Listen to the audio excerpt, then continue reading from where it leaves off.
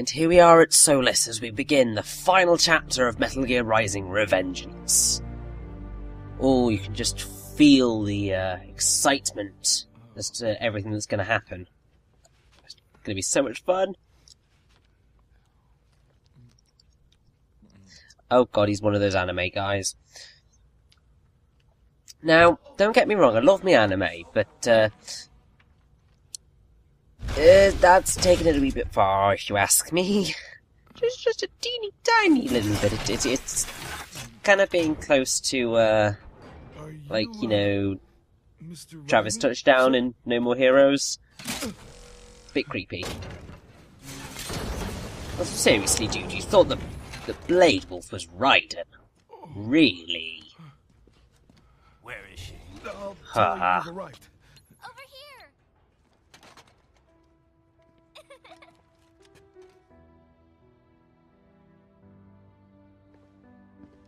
Hi there, stranger. Hey, you're looking good. Aw, who's your little friend? Oh, it's a long story. Shake? And here we have Sunny, who is voiced by Christina Pichelli, who is most well known for voicing Joe's girlfriend Sylvia in Beautiful Joe, It's okay. Elton Furr in Psychonauts, and a few other things. She's Momo in Xenosaga Episode 2 and 3, Patrick on Alan Gregory, and Luca in Lost Planet Extreme Condition. And then she reprises her role as Sunny here from Metal Gear Solid 4. Yep.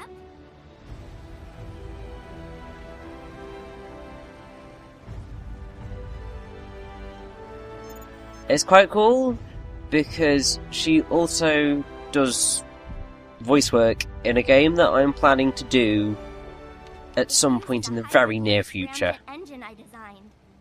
Not in any big Well, are capacity, you in a hurry or but not? still it's quite fun. Right. Hey, thanks, Sonny. Hmm?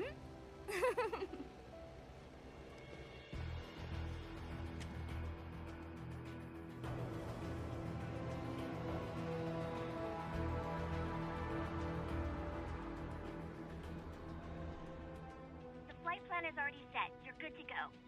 Please switch off all cell phones and portable gaming devices. And remember, this is a no-smoking flight. I have to say, considering how young she is, she's doing bloody well to be Countdown. as Time for that. far into Ignition! stuff as she is. I mean, seriously. Like, how many... I think she's... how old?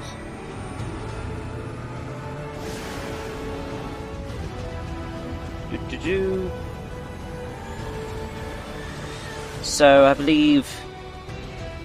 So apparently she was born in 2007, and this takes place in 2018. So she's 11. That's impressive.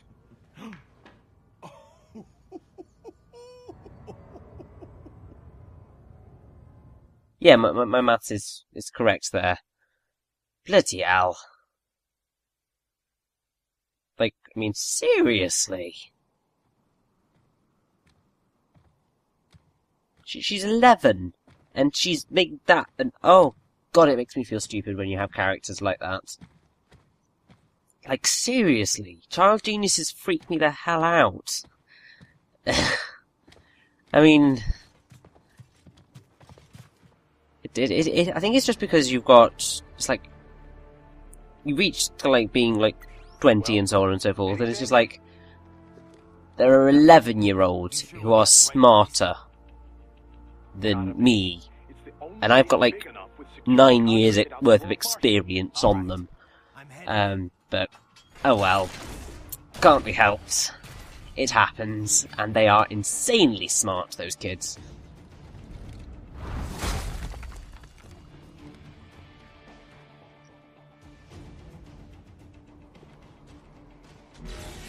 But here we go, the final chapter, gameplay-wise.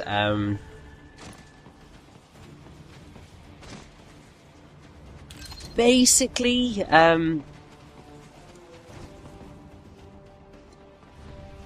You're going to want to do a little bit of stealthing, especially if you want to get the, I believe it's, to get the humanoid dwarf gecko, you need to make it all the way to the other side of the, this particular opening area to, unlock the guy. But, screw that. We're just gonna wreak havoc.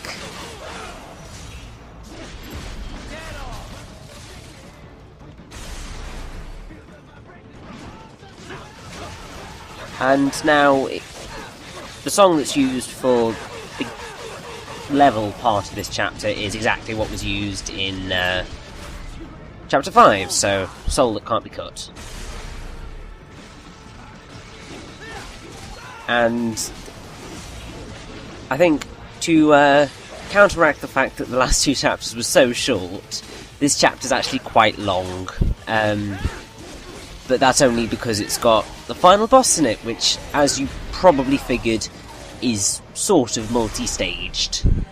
Well, it is multi-staged. There are two parts to the fight.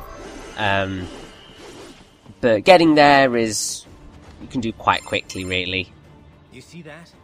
Their exif codes show up as unaffiliated. Wait, Marshall has the security contract for this base.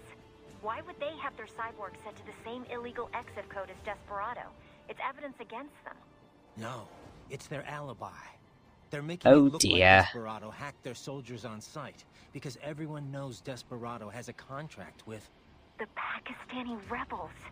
Oh, but if we go public with the Desperado-Marshall connection... Won't matter.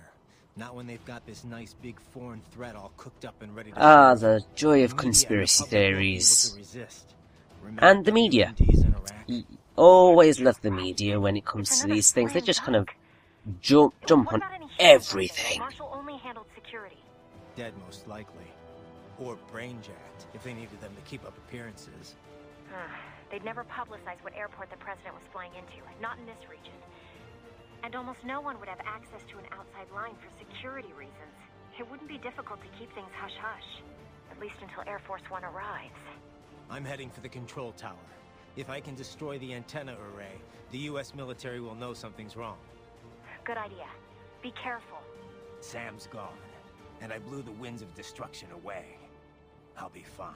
I bloody hope so, Raiden. You need to kind of get on it. Like, seriously, dude. Get to the control tower. So, once again, more fighting. You can completely stealth this section. To be perfectly honest, if I recall correctly, you can completely break this section. Like, I believe it's possible to get from the outside of the base, and kind of through glitching, you can make it to the location of the final boss, thereby cutting out pretty much all of the level. So, yeah, it's always fun when that happens. That was once again very impressive speedrun that I saw that on. Unfortunately, I'm not capable of breaking games like that. I'm just not that good. Someday I should probably try to do a speedrun of a game, just to see what it feels like. Probably not Rising. I love the game to pieces, don't get me wrong, but I think there are other games that I would probably prefer to try and run, just because I understand them better.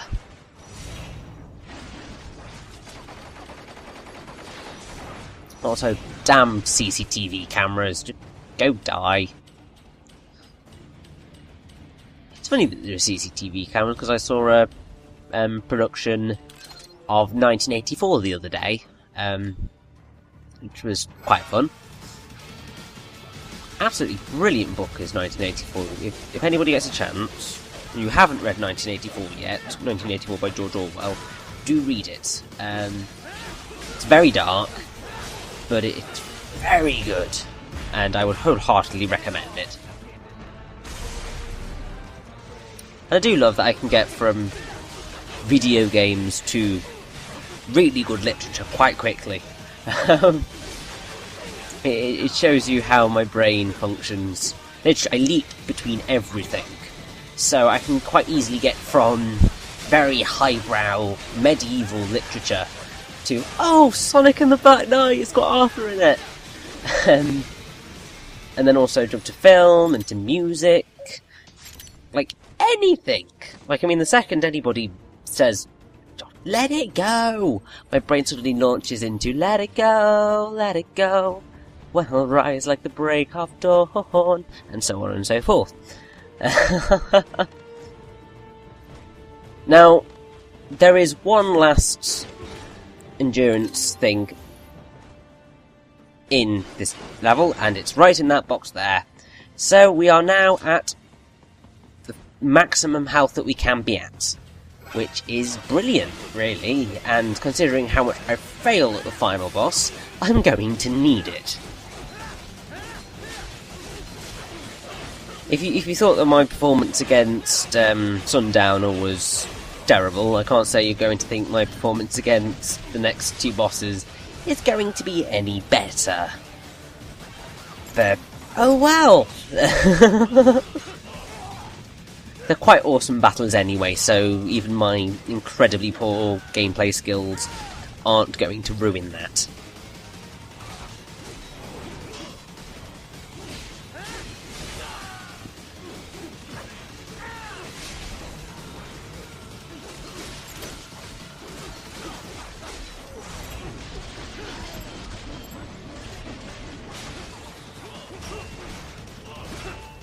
Now, I do believe that this is our last, if not our penultimate, standard battle in the game.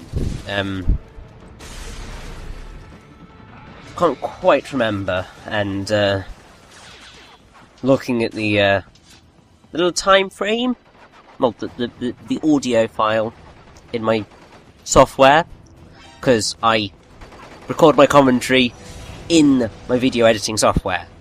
It do love doing that. It just makes it quite nice and simple and all lined up perfectly. So you can, I mean, it's quite cool and it's very helpful when you're editing stuff to know kind of what pieces of music look like what events. It's particularly helpful in well, locating deaths, locating battles in RPGs. That's the single most helpful thing of recognizing musical wavelengths. But yes, so that was our last normal fight. We're into the end of the game now. It's time to take on the final bosses. Woo! Oh god, what did they do to you, Blade Wolf? Jesus, Bluminac.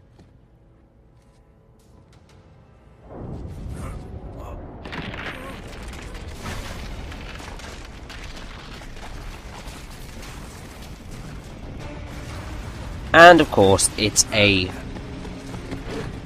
really, really, really blooming annoying earthquake.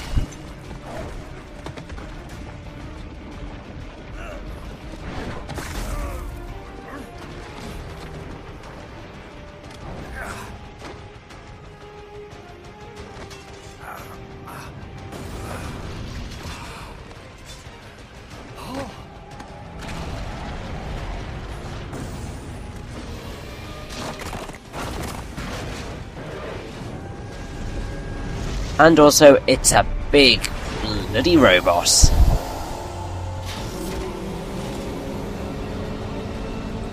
Meet Metal Gear Excelsus. And just, my god, this thing is big. I mean, I've fought bigger, but in terms of Metal Gear universe, this is pretty damn large.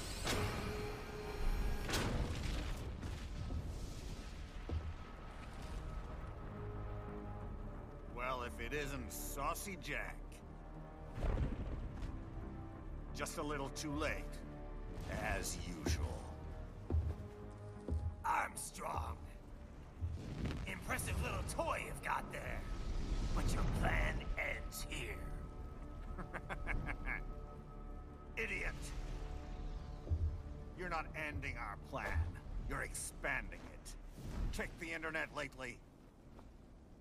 Yes, it wasn't a particularly pleasant experience, let's put it that way. What? How'd they know? Someone posted photos of what's happening on the base. The whole world is up in arms. Show me. How did they?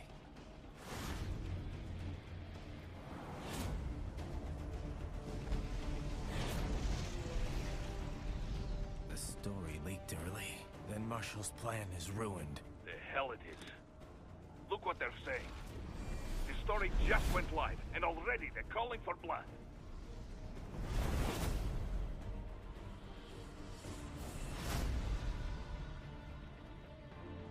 But the president was saved.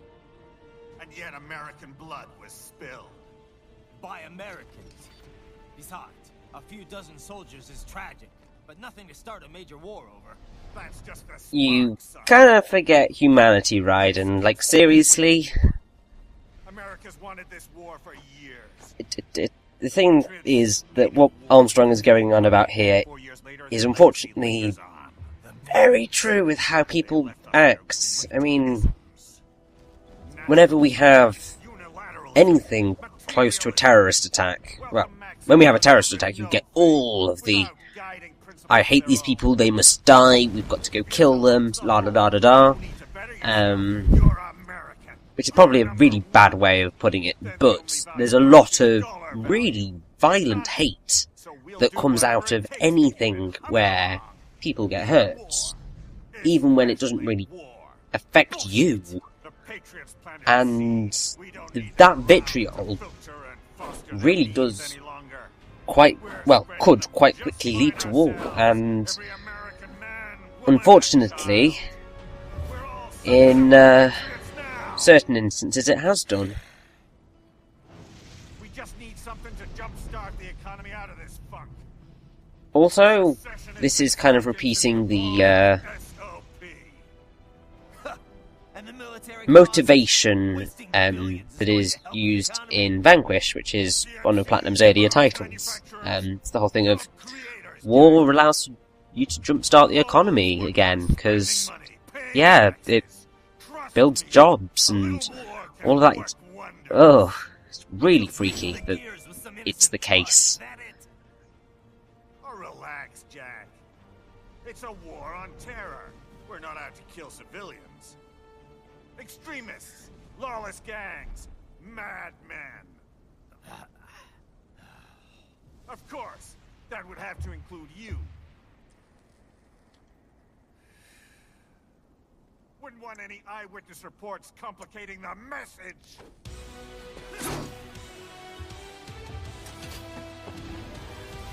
And so we begin our fight with the big, massive mech.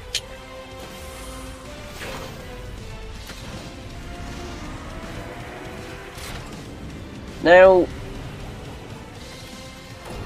I believe that the term Excelsus is Latin in origin.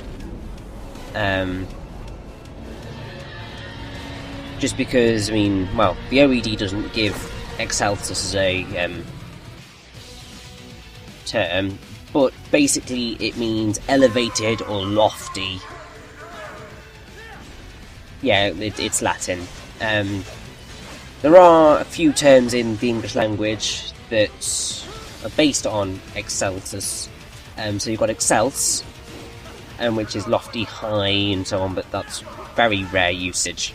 And also Excelsior, which is still it's higher, but it's the Latin motto on the seal of the state of New York, apparently. And has been used in a variety of things, so there's an obsession with height.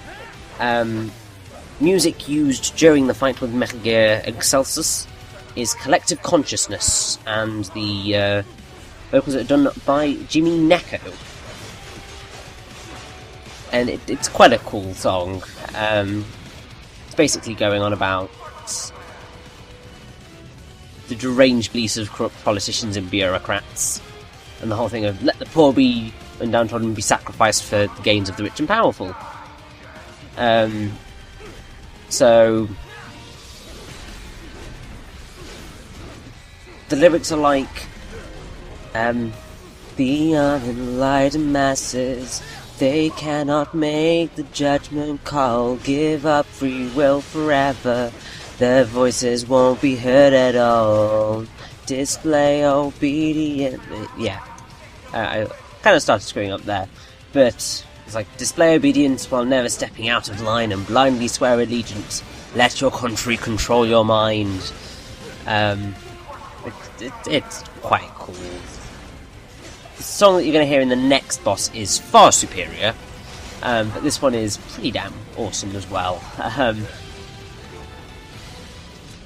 And the vocals are going to come in eventually. And as you can see, I failed miserably at this fight. I mean, basically what you can do is parry the feet, and that's your best way of getting things. And then you get to beat this into pulp. And then what you need to do is ninja run up to get over the other side so that you can cut off the leg. And you have to do this at least twice. I think it might be 3 times. Can't remember anymore. But Excelsus did actually turn up in the Tokyo Game Show trailer for Metal Gear Rising. So it turned up very early on, considering it's pretty much the penultimate boss of the game. Then I guess it's literally the only really, really big enemy that we have to face other than Metal Gear Ray.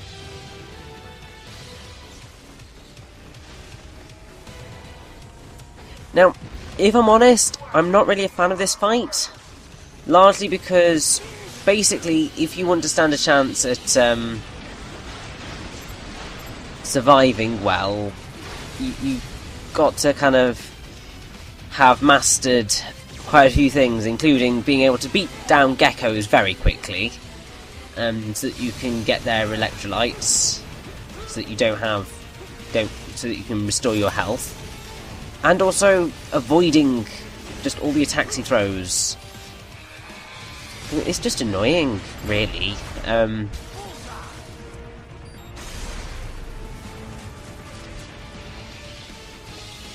I think it's also that this is the boss where you are going to get the most use out of the dodge maneuver, which, when I first played this game, I had no idea existed. Basically, you do it by pressing A and X and jump moving. And that's basically the way that you're going to be able to get out of getting hit by those moves. But it's easier said than done. Especially because sometimes you can't quite see when he's about to swing.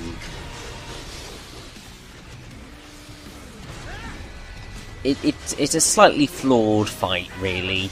The camera doesn't quite let you fight as you probably should. And then there's the laser thing with the geckos, and it's like, crying out loud, I don't want to fight any more geckos, thank you. Either way, I should probably do a little bit of information about Stephen Armstrong. Going to have plenty of time in the next part to discuss him a little bit more, but few interesting things. Basically, he is voiced by Scottish actor Alistair Duncan, who is most well known for his role as Mortanius in Legacy of King Defiance, Alfred Pennyworth in The Batman, Nihilus Craik and Councillor Sparatus in Mass Effect, and also Gregor in The Girl with the Dragon Tattoo. I believe he has also been in a few other things. Well, he's been in a lot of other things. He's a reasonably old actor at this point. He's Rydriar in Infinity Blade 3. And pretty much all the other Infinity Blades, I believe.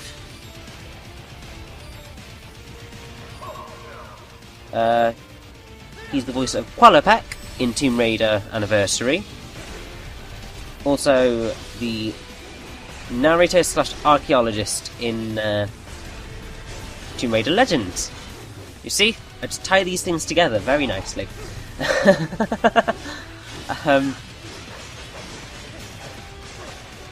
He's also Collins in a few episodes of, well, one episode of Angel and 2 episodes of Buffy the Vampire Slayer. He's also been in an episode of Sabrina the Teenage Witch as Pierre Curie. And a lot of other stuff. He's been about as Arthur Duncan. He's also Peter Livingston in Taggart. And I believe we are pretty much at the end of the boss fight with Excelsus now. Thank God. Because it means that we get into the absolutely beautiful tones of the final boss theme. Whether I like the final boss or not is a different matter altogether, but the theme is beautiful. And I'll be very, very, very glad to get to it.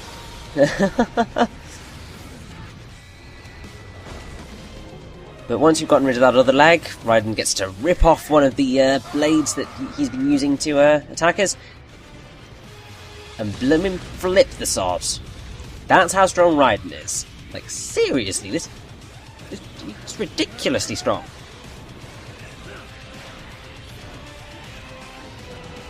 And then we get to use this against him. Oh, it's beautiful.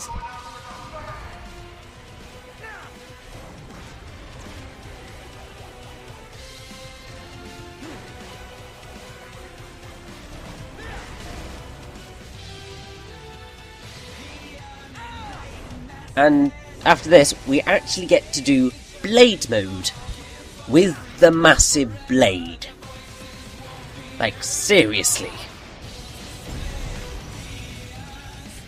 Annoyingly, it's really, really, really slow. Obviously, that's to be expected considering the size of the damn thing. But, like, come on. A little bit quicker, please. That'd be great.